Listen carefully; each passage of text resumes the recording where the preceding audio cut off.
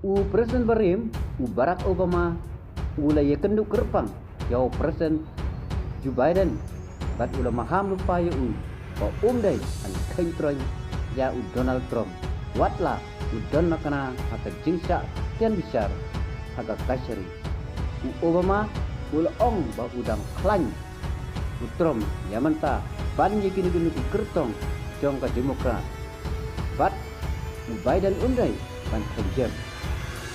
Isu Obama wala kular ba ai kacing kersian ba klan Joe Biden Henry wala jaiban ba undai setia ban Einstein ya Trump. Namar udang bun ba kinong kersian jong bat kinong kersian jong ki yaine bat kumba kolong menta don bun ba kapwa banyak kun ya ke election na baro ardian kata na ka Demokrat kunjuru na ka Republikan ong katulong bo